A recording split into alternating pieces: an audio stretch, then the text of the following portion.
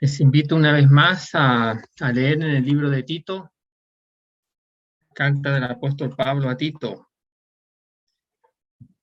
ese amigo incondicional, ese compañero de milicia que tuvo el apóstol Pablo, ese hermano que trabajaba codo a codo con él y que en realidad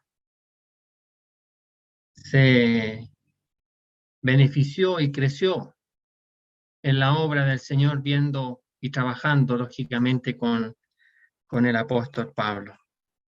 Tiene sus ventajas trabajar con los hermanos. Tiene su gran ventaja trabajar juntos con los hermanos. Uno va aprendiendo hartas cosas que solo no la aprendería. Y Tito aprendió mucho. Y aquí se van a decir algunas cosas que sacan a relucir la confianza que tenía el apóstol Pablo hacia Tito. Bien, vamos a leer entonces capítulo 1, versículo 1. Otra vez vamos a comenzar ahí la lectura. Dice así la palabra del Señor. Pablo, siervo de Dios y apóstol de Jesucristo, conforme a la fe de los escogidos de Dios y el conocimiento de la verdad que es según la piedad, en la esperanza de la vida eterna, la cual Dios, que no miente, prometió desde antes del principio de los siglos. Y a su debido tiempo manifestó su palabra por medio de la predicación que me fue encomendada por mandato de Dios nuestro Salvador. A Tito, verdadero hijo en la común fe, gracia, misericordia y paz de Dios Padre y del Señor Jesucristo nuestro Salvador. Por esta causa te dejé en Creta, para que corrigieses lo deficiente y establecieses anciano en cada ciudad, así como yo te mandé. El que fuera irreprensible, marido de una sola mujer, y tenga hijos creyentes que no estén acusados de disolución ni de rebeldía, porque es necesario que el obispo sea irreprensible como administrador de Dios, no soberbio, no iracundo, no dado al vino, no pendenciero, no codicioso de ganancias deshonestas, sino hospedador, amante de lo bueno, sobrio, justo, santo, dueño de sí mismo, retenedor de la palabra fiel, tal como ha sido enseñada, para que también pueda exhortar con sana enseñanza y convencer a los que contradicen. Porque hay aún muchos contumaces, habladores de vanidades y engañadores, mayormente los de la circuncisión, a los cuales es preciso tapar la boca, que trastornan casas enteras, enseñando por ganancias deshonestas lo que no conviene. Hasta ahí la lectura de la palabra del Señor. Muy bien, hermanos, hemos visto algo de estos primeros 2 versículos del capítulo 1. Vamos a seguir avanzando en este libro, a ver hasta dónde Dios mediante llegamos en el día de hoy. Pero tenemos lo que podríamos llamar nosotros la carta de presentación del apóstol Pablo, quien se presenta a sí mismo con credenciales espirituales. Fíjese que el apóstol Pablo desecha en otro libro, en Filipenses, lo que para él eran ganancias, todas esas virtudes humanas, todas esas virtudes religiosas que Pablo tenía como en alta estima, y él dice allá en Filipenses que si esos hermanos que se acercaban a los creyentes gentiles y traían esas credenciales de la religión judía, dice Pablo, yo mucho más tengo mucho más que ellos, pero esas cosas para mí no son ganancias, sino que las he estimado como pérdida por amor a Cristo, por alcanzar a Cristo, por seguir conociendo a Cristo. Y entonces aquí Pablo realmente resalta las credenciales espirituales que tiene en su vida. Y Pablo reconoce entonces que él se debe a Dios, ya que Dios es su amo, y entonces él dedica su vida a Dios. Pero también reconoce que Jesucristo se le apareció y lo llamó para ser apóstol y enviarlo, principalmente para extender la palabra de Dios a los gentiles. Y entonces Pablo es llamado por Jesucristo y enviado por Jesucristo como apóstol de Jesucristo, el último apóstol. Hemos dicho la vez pasada que no hay más apóstoles y que quien se atreva a decir que es apóstol en el día de hoy es un falso apóstol, porque no hay más. Pablo fue el último. Y entonces, el propósito de Dios y de Jesucristo en enviar al apóstol Pablo era para anunciar el evangelio y para también ayudar al crecimiento del pueblo de Dios. Pero también el pueblo de Dios iba a disfrutar de la vida eterna, de esa esperanza bienaventurada que tiene que ver con algo que Dios nos da, que es su vida. Nos transmite su vida. Fíjese que la vida eterna no es sinónimo de existencia eterna. Eso siempre ha tenido el hombre desde el momento en que ha sido creado. El ser humano, Adán y Eva, fueron creados por Dios y tenían existencia eterna. Pero ahora tienen vida eterna, la vida de Dios dada a aquel que cree.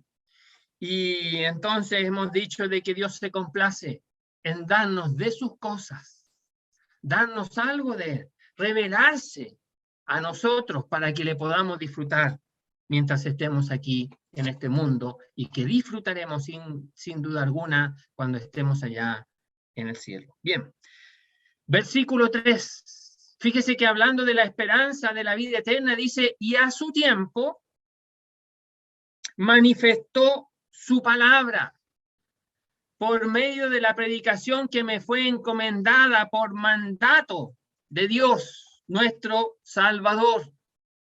Y fíjese que aquí, si el versículo anterior, el apóstol Pablo nos llevó a la eternidad pasada, ahora nos trae aquí al presente. Cuando Dios quiere eso que él determinó en su eternidad pasada, quiere ahora darlo a conocer y introducirnos en el tiempo del ser humano, en el tiempo de la humanidad. Y entonces ahora dice, y a su debido tiempo manifestó su palabra por medio de la predicación. Y entonces nuestro Dios no solamente nos quiere compartir algo de él a nosotros, y que él lo había determinado en la eternidad pasada, sino que nos quiere informar. Y entonces fíjese usted la grandeza de nuestro Dios, que él determinó en su consejo divino cuando ningún ser humano estaba presente, pero él nos quiere hacer partícipe a nosotros, informándonos lo que Dios ha hecho, el deseo de Dios. Y entonces Dios se complace en comunicarnos a nosotros lo que él ha determinado, lo que él ha querido para el hombre y para la mujer. Dios no es un Dios mezquino, hermano. Dios no es un Dios que le guste guardar secretos. Dios quiere dar a conocer lo que él ha querido para el hombre y para la mujer. Entonces, llega un momento determinado en que comienza a revelarse la palabra de Dios. Y aquí dice en forma especial, y a su debido tiempo manifestó, dio a conocer, reveló su palabra por medio de la predicación que me fue encomendada. Y entonces fíjese usted que el apóstol Pablo aquí otra vez nos declara y nos informa el propósito que Dios tenía para con él. Y no solamente lo llama para ser apóstol y se presenta a Dios como el dueño del apóstol Pablo, sino que también le revela, le da a conocer su palabra. La palabra de Dios se la da a conocer al apóstol Pablo, para que él pueda revelarla y darla a conocer a otros. Y entonces aquí lo que tenemos es que Dios ve en el apóstol Pablo alguien confiable para encomendarle por mandato de Dios la predicación del mensaje divino. Fíjese que Dios ve en el apóstol Pablo un creyente fiable, en el cual Dios le revela la palabra suya y el apóstol Pablo empieza a comunicar esa palabra revelada. No le agregó nada y no le quitó nada, absolutamente nada, porque no era su palabra, era la palabra de Dios. que en Dios se la revela al apóstol Pablo, y en quien Dios ve en el apóstol Pablo un creyente, un profeta, un proclamador fiable, confiable, que no va a distorsionar, que no va a cambiar la palabra de Dios. Como muchas veces ocurre en el día de hoy, queridos hermanos, lamentablemente y penosamente, como algunos tuercen, distorsionan, cambian, sacan, agregan de la palabra de Dios. Y entonces Pablo dice, no, yo no hago eso. A mí me fue confiada, se me confió las santas escrituras, y de la manera en que me las entregaron, yo las doy a conocer. Yo las doy a mostrar al hombre y a la mujer. Entonces, fíjese usted que aquí tenemos que Dios tiene hombres fiables, confiables. Y entonces, otra vez, yo tengo que hacerme una pregunta y tengo que reflexionar sobre esa pregunta. ¿Soy yo confiable para Dios? ¿Dios me confiaría su palabra para anunciarla tal cual Él la ha revelado en las Santas Escrituras? Bueno, Pablo dice, a mí me fue encomendada por mandato de Dios. Es decir, fíjese usted que hubo un encargo, hubo una orden de Dios, un encargo de parte de Dios para que el apóstol Pablo comunicara la misma palabra que le fue revelada a él. Y ese encargo, dice, es de Dios nuestro Salvador. Y otra vez identifica a Dios con el propósito de la salvación. Normalmente se habla de Jesucristo nuestro Salvador, pero aquí en forma especial el apóstol Pablo quiere resaltar a Dios en conjunto con Jesucristo, igualándolo a la calidad de Dios también, porque es Dios también. Pero aquí resalta al Padre, diríamos nosotros. Entonces dice, por mandato de Dios, nuestro Salvador. Dios se complace en salvar. Dios se complace en comunicar su palabra. Y Pablo fue llamado para comunicar esas verdades. Pero ahora dice a Tito. Entonces, lo anterior es lo que Dios ha hecho con Pablo.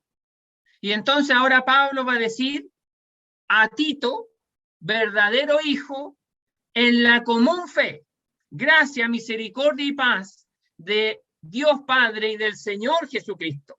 Y entonces ahora se va a enfocar en Tito.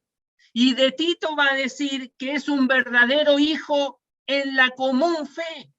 Y al decir hijo, fíjese usted que nos está ayudando a nosotros a comprender que Tito se convirtió a través de la predicación del apóstol Pablo. Y entonces genera ese vínculo espiritual con aquel que llevó el evangelio, con aquel oyente que creyó el mensaje del evangelio. Y une a estas personas. Y entonces fíjese que Dios lo que hace con el evangelio es que también no solamente el pecador se una a Cristo y a Dios, sino que también genere un vínculo con aquel que le predica el evangelio. Y aquí Pablo reconoce entonces y nos está diciendo a nosotros, informando a nosotros, que Tito es su hijo en la fe. Pero agrega esta expresión, en la común fe, es decir, en la fe que nos es común a mí y a él. Entonces fíjese usted que no solamente Tito creyó el mismo mensaje, sino que también entendió en el tiempo las mismas verdades que el apóstol Pablo entendió y predicó. Y entonces Pablo puede decir, él es mi hijo, pero también tenemos una fe que es común. Y no solamente la fe del evangelio, sino que también la fe de la doctrina de la palabra de Dios. Y nuestro estilo de vida, que es conforme a la enseñanza de la palabra de Dios, también es común en Tito y en mí, porque vivimos de la misma manera. la palabra de Dios. Y entonces ahora Pablo se fía de Tito. Pablo tiene confianza en Tito, en que Tito va a ser un siervo de Dios que va a enseñar las mismas verdades que el apóstol Pablo enseñó y que le fueron reveladas, y que va a vivir de la misma manera la vida cristiana que también vivió el apóstol Pablo. Y entonces no tiene ningún inconveniente Pablo en decir que Tito no solamente es su hijo, sino que también practican, entienden y creen una misma fe. Y ahora va a expresar estas expresiones que a veces las leemos tanto en las cartas que Pablo escribe que llegan a ser triviales para nosotros, pero en realidad tienen su gran significado. Gracia. Fíjese que la gracia se ha explicado de diferentes maneras, pero en síntesis lo que significa es que Dios se hace cercano. Eso es gracia. Es que Dios, ese Dios creador, ese Dios soberano, se hace cercano por gracia y puede hacerse cercano al hombre y a la mujer con la cual él quiere tener una relación espiritual. Y entonces la gracia permite que Dios se acerque a nosotros y que nosotros nos podamos acercarnos a Dios. Eso es gracia. Porque de otra manera no lo podríamos hacer por más que quisiéramos nosotros. No podríamos acercarnos a Dios si no es por gracia. No es por méritos. Es por gracia. Que Dios se hace cercano a nosotros y nosotros a Él. Pero también dice misericordia, y la misericordia habla de la compasión. Habla de que Dios ve la miseria nuestra y hace, y se contempla y se manifiesta un Dios compasivo, clemente, lleno de amor para cada uno de sus hijos, pero también dice paz. Y entonces eso habla de la quietud en medio de las circunstancias difíciles que podamos tener. Y todo esto tiene su origen, dice, de Dios Padre y del Señor Jesucristo. Entonces tiene un origen divino, un origen celestial. Dios Padre y Señor Jesucristo. Cuando menciona a Dios y cuando menciona Señor, habla de la soberanía. Y cuando menciona Padre y Jesucristo, habla del trato, de la cercanía. Tenemos a un soberano Dios que es Padre. Y entonces tenemos a aquel que es dueño de todo y que nos podemos acercar a Él como nuestro Padre. Y tenemos al Señor, dueño de todo también, por el cual fueron creadas todas las cosas y sin Él nada hubiese sido hecho. Pero también que nos comprende, porque es Jesús, humano, Cristo, divino.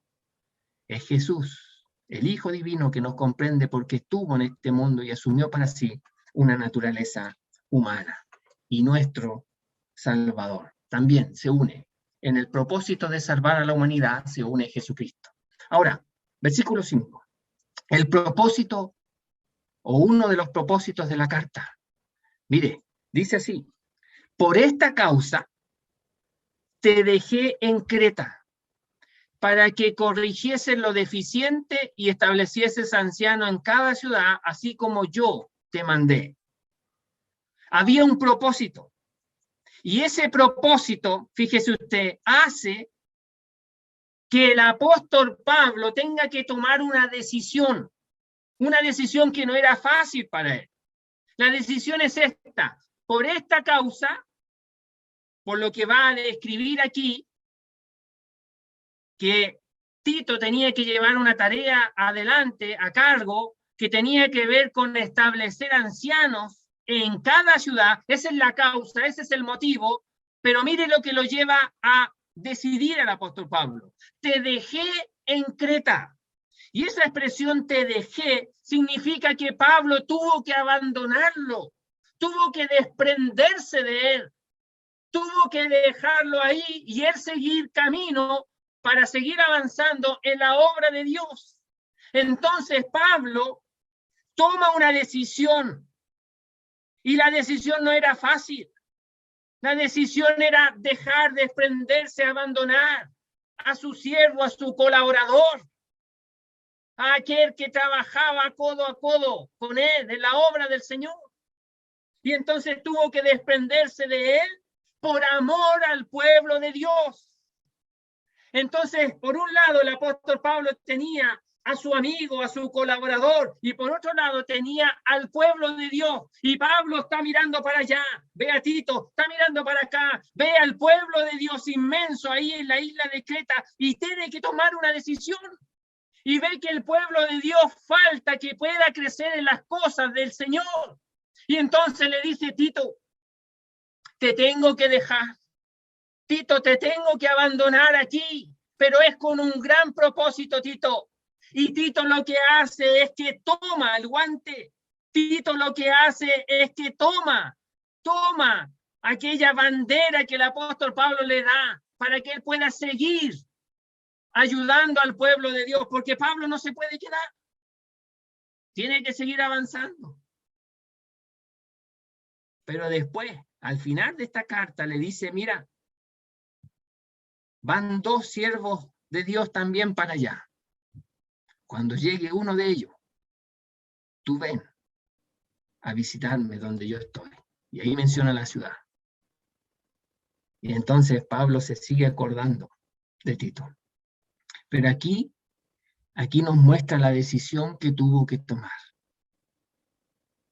A veces, hermanos, hay que tomar decisiones por amor al pueblo de Dios. Y no son fáciles las decisiones. Y quizás alguien podría decir: pero ¿por qué dejó a Tito? ¿Por qué lo dejó a él? En medio de esta isla donde la personalidad y el carácter de las personas en Creta no era fácil. No era fácil. Pero Pablo le confía esa tarea a Tito y Tito la asume. Por esta causa te dejé en Creta. ¿Cuál era la tarea? Para que corrigieses lo deficiente. Esta expresión corregir,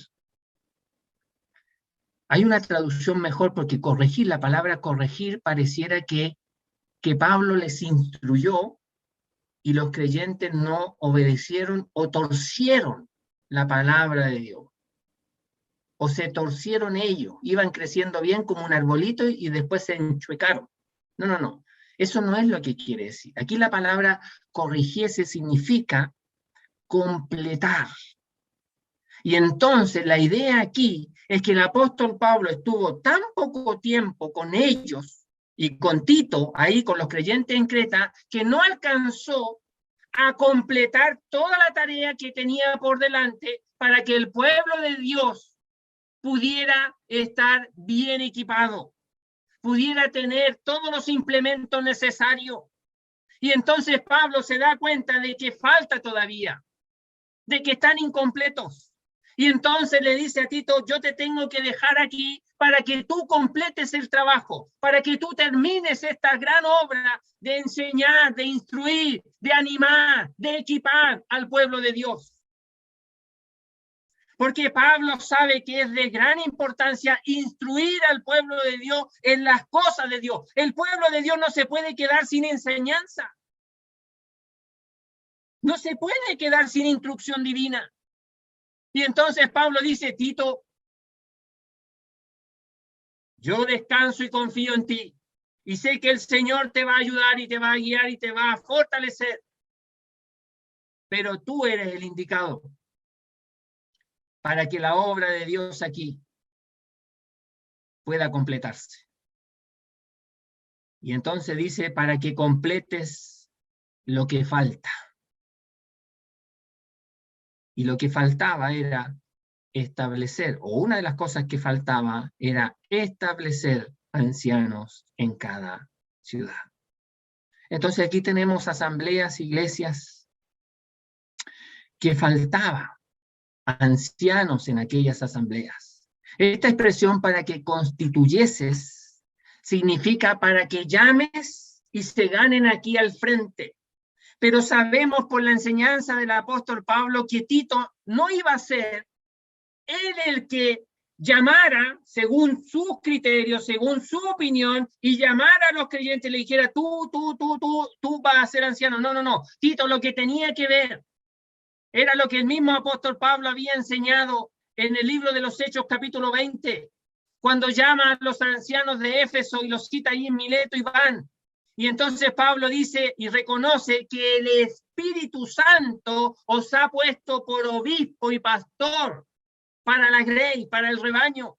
Y entonces Tito lo que tenía que hacer era observar cómo el Espíritu Santo estaba trabajando en algunos hombres para que fueran esos hombres los que fueran llamados aquí y se presentaran aquí, porque ya eran señalados por el Espíritu Santo para que fueran los ancianos de las asambleas en aquella ciudad, en la isla de Creta. Se dice que había muchas asambleas en la isla de Creta. Se habla de una isla próspera en lo comercial y también bastante grande, y se dice en la antigüedad de Creta, la isla de las 100 ciudades, porque tenía muchas ciudades esa isla. Entonces había más de una asamblea, habían varias asambleas, y en todas esas asambleas estaba este inconveniente: faltaban ancianos. Faltaban ancianos. ¿Y cuán importantes son los ancianos, hermanos? Fíjese que los ancianos van a estar en la asamblea hasta que el Señor venga, hasta que el Señor se lleve a su pueblo. Por lo tanto, estamos hablando de un servicio de gran importancia. Y fíjese que el servicio de anciano es uno de los servicios más ingratos en medio del pueblo de Dios. Es uno de los servicios que no se le reconoce absolutamente nada por parte de nosotros, el pueblo de Dios. Es súper fácil, fíjese usted, aquel que tiene el don de enseñador o el don de evangelista, ir, realizar su don y después venirse. Y así, va, hace su don, ejercita su don, realiza su don y se viene. Va y viene, va y viene. Y ejercita su don, y lo desarrolla y lo lleva a cabo. Pero el anciano tiene que estar ahí siempre, preocupado, cuidando, velando, mirando, tomando decisiones. El anciano es el que se desgasta por nosotros todos los días, de lunes a lunes, los 365 días del año. Y nosotros, cual creyentes, a veces no reconocemos estas cosas y no las vemos. Por eso, hermano,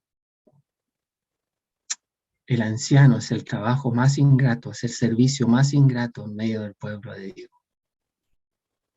Pero Pablo reconoce la tremenda necesidad y utilidad de los ancianos en medio de la iglesia del Señor. Y entonces le dice a Tito, tienen que haber ancianos. Y tú tienes que ver la mano del Espíritu Santo en aquellos hombres que va señalando, que va levantando, para que estos hombres sean puestos al frente y sean los ancianos de las iglesias en cada ciudad. Y Pablo dice, así, yo te mando. Es un mandato apostólico, fíjese usted. Es un mandato que el apóstol Pablo lo deja aquí plasmado y escrito para que nos demos cuenta de la urgencia y de la importancia de que hayan ancianos en la asamblea local. Fíjese, para que establecieses ancianos en plural, no en singular. Cuando habla de las características de un anciano o un obispo, ahí habla en singular, porque está hablando de las características de uno. Pero cuando habla de nombrar, habla en plural, siempre en plural, porque tiene que ser más de uno. Más de uno que haga este servicio, porque es una tarea, un servicio, un trabajo muy agotador, muy ingrato, pero que se necesita y que es necesario. Y nosotros tenemos que dar gracias al Señor por los ancianos que tenemos. Ahora bien, antes de entrar y ver algo de los que se menciona aquí, versículo 6 en adelante, es necesario entender algunas cosas primero. Fíjese usted que los requisitos que va a mencionar aquí, como también lo menciona en Primera de Timoteo capítulo 3, nunca han sido dados para pedir que algún anciano sea destituido. Repito, estos requisitos no son para cuestionar a los ancianos que ya están, para los que ya el Señor ha llamado y ha puesto. Estos requisitos son para que nosotros nos demos cuenta quiénes son los ancianos que el Espíritu Santo ha levantado, pero para aquellos nuevos que van a ser ancianos, no para los que ya son.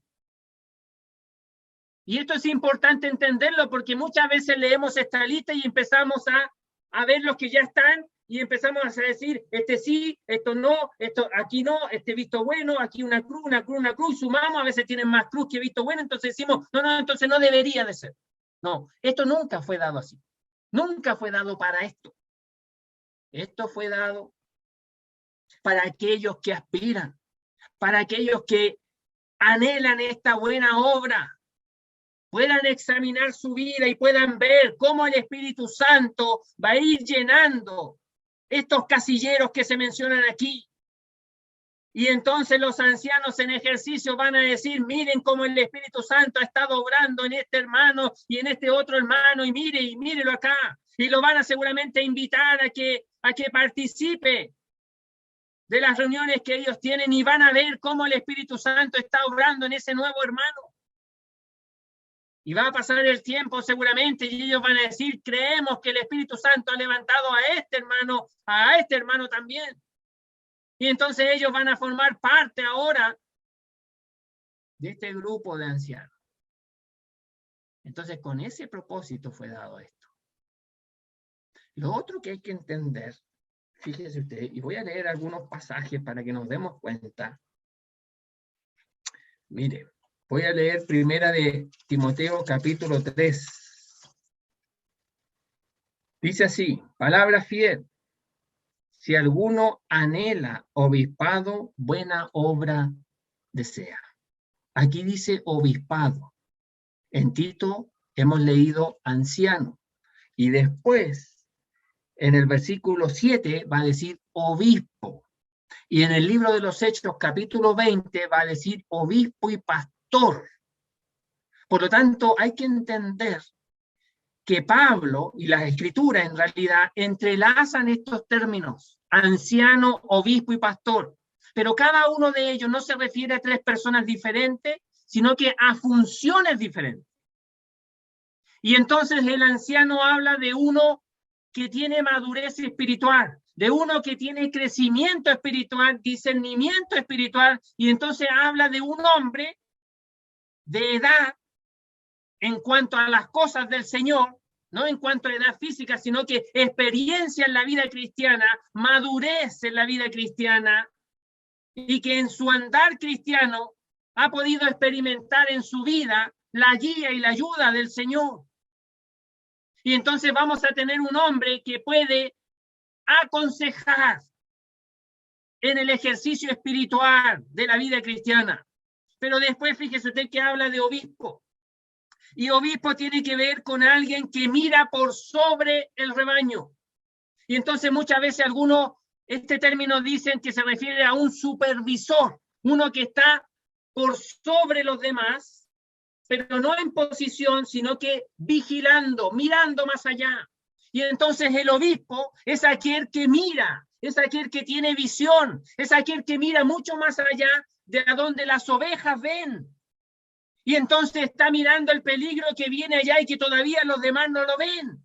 Y entonces el obispo es el encargado de estar preocupado, de resguardar al pueblo de Dios. Y a veces tiene que mantener las puertas cerradas porque el peligro viene y no quiere que entre. Y toma muchas veces decisiones que quizás nosotros no podamos entender porque no estamos mirando lo que ellos ven.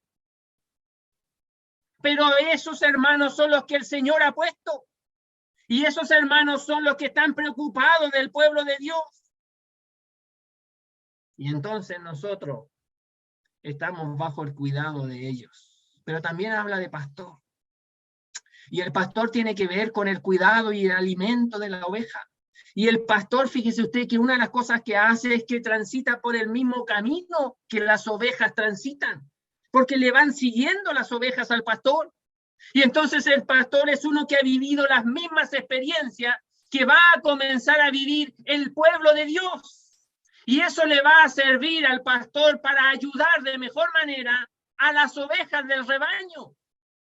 Pero también las ovejas se van a identificar con ese pastor porque transita por las mismas experiencias que a él le tocan vivir. Y entonces ahí tenemos una identificación plena de aquel obispo, pastor y anciano. Pero otra cosa más que es necesaria entender, hermanos, para apreciar a nuestros hermanos ancianos, que lo digo, hermano, con dolor y con tristeza, muchas veces son puestos ahí en el lugar de crítica por lo que hacen, por las decisiones, pero muchas veces lo hacen pensando en el pueblo de Dios. Mire, dice palabra fiel, estoy leyendo 1 Timoteo capítulo 3:1, palabra fiel, si alguno anhela obispado, buena obra desea. La palabra obra habla de trabajo, de sacrificio, de esfuerzo. Entonces, el anciano es uno que presta un servicio sacrificado al pueblo de Dios. Y el anciano anhela esto, quiere esto. Y tiene que ser un anhelo y un deseo, porque de otra manera el trabajo es tan grande, es tan sacrificado, hermano, que aún así los ancianos lo llevan a cabo y lo hacen por amor al Señor y por amor al pueblo de Dios. Con razón, el mismo Señor, el príncipe de los pastores, les dará una corona.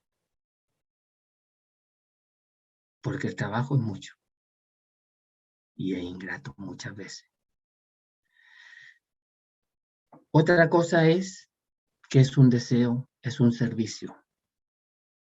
No es un don. No hay que tener el don de anciano para ser anciano. Uno puede tener el don de pastor, puede tener el don de enseñanza, pero no hay un don que diga don de anciano. No, es un servicio. Y entonces el hermano que el Espíritu Santo va a obrar en la vida de ese hermano y le va a poner esta preocupación por el pueblo de Dios. Y un día usted va a ver a un hermano que va a decir, ¿sabes qué? Echamos de menos al hermano tanto que no le hemos visto. Y le va a hablar a uno de los ancianos y le va a decir, hermano, mire, ¿sabe qué? Hace días que no vemos a tal hermano, ¿usted sabe algo de él? No, vamos a ver. Y los hermanos se van a dar cuenta que hay hermanos que están preocupados del pueblo de Dios. Y así va a estar obrando el Espíritu Santo en plena libertad en medio de su pueblo, para que otros se añadan a este grupo de ancianos que nosotros, el pueblo de Dios, necesitamos. Necesitamos a estos hombres de Dios que gastan su vida por amor a cada uno de nosotros. Bien, dicho eso, ahora el apóstol Pablo lo que va a comenzar a decir, va a mencionar algunas cosas. Y quizás solamente voy a abarcar algunos títulos nomás, pero ya es importante y es una tarea cumplida si es que entendemos y apreciamos a los ancianos y nos damos cuenta que han sido puestos por el Señor, han sido llamados por Él, influenciados por el Espíritu Santo y han sido levantados por el Espíritu de Dios para cumplir esta gran labor y este gran servicio extenuante y agotador, pero que lo hacen por amor al Señor y por amor al pueblo de Dios. Pablo comienza diciendo así, versículo 6, el que fuere irreprensible, marido de una sola mujer, y que tenga hijos creyentes que no estén acusados de disolución ni de rebeldía, dice aquí el apóstol Pablo. Y fíjese que menciona esta palabrita, el que fuere irreprensible. Y pareciera que esa palabra irreprensible, que tiene que ver con que no se le pueda comprobar algún delito, alguna acusación. Porque fíjese usted que es fácil hablar, es fácil decir, es fácil acusar, pero hay que comprobarlo. Y entonces la palabra aquí, irreprensible, tiene que ver con que no se le pueda comprobar lo que se dice de él. Ya que uno no puede evitar que se digan cosas y que muchas veces de todas esas cosas que se dicen son erróneas, por no decir mentira, están equivocadas, son apreciaciones equivocadas. Y entonces Pablo dice, se tienen que comprobar. Se tienen que carear y comprobar. Y eso tiene que dar un examen y un resultado.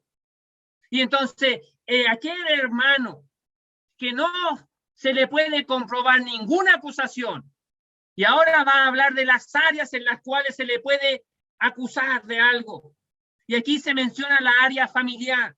Y se menciona aquí marido de una sola mujer.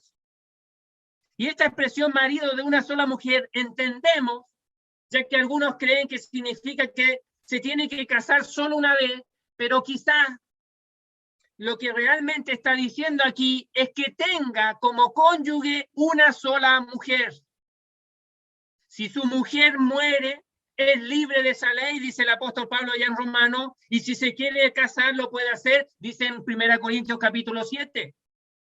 Por lo tanto, marido de una sola mujer puede ser perfectamente que solamente tenga y esté casado una sola vez con una mujer a la vez. Y entonces, hermano, aquí estamos entrando al área familiar. Y entonces aquí se espera del anciano fidelidad en el matrimonio. Y es sumamente importante que Pablo lo mencione aquí, ya que en el capítulo 2 de las hermanas mayores se va a decir que las hermanas mayores tienen que enseñar a las jovencitas a amar a sus maridos y a sus hijos. Y uno podría preguntar y decir, pero ¿por qué a la esposa se le debe enseñar a amar a su marido y a sus hijos? Si eso es natural, si eso es lo lógico. Pero pareciera ser, hermanos, que en aquel tiempo, al igual que quizás ahora, ha sido minado la familia, ha sido bombardeada la familia, y de alguna manera los que componen el grupo familiar, el marido, la esposa y los hijos, pareciera que cada uno anda por su camino. Y no hay esa unidad en el hogar.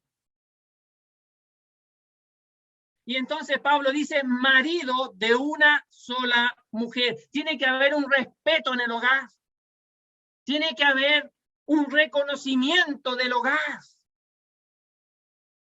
de las funciones dentro del hogar. Y una cosa que le corresponde al varón es ser fiel a su esposa. No buscar por donde no tiene que buscar. Y no buscar nada porque ya el Señor se lo ha dado, su esposa.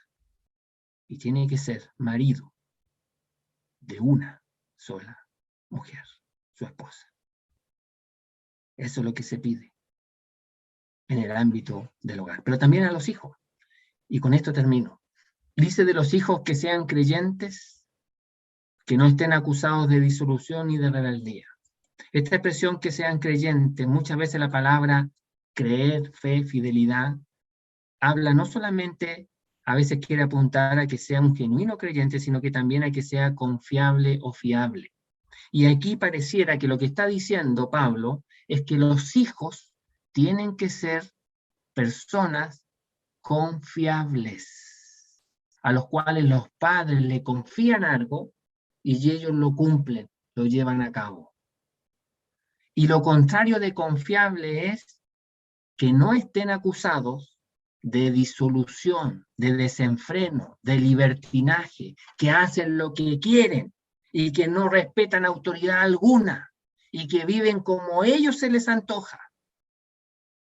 Eso sería lo contrario de personas confiables. Y además dice, ni que estén acusados de rebeldía, que no reconocen autoridad en el hogar.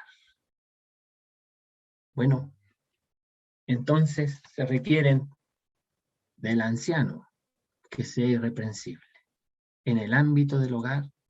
Después vamos a ver en el trato con los hermanos, con la sociedad, que es lo que va a decir allá en los versículos que siguen. Pero lo vamos a dejar hasta ahí y que el Señor nos ayude a apreciar a los ancianos que tenemos cada uno en nuestras respectivas asambleas donde estamos en comunión y a orar por ellos y que el Señor les fortalezca, porque el trabajo es arduo y es hasta que el Señor venga. Que el Señor bendiga su palabra.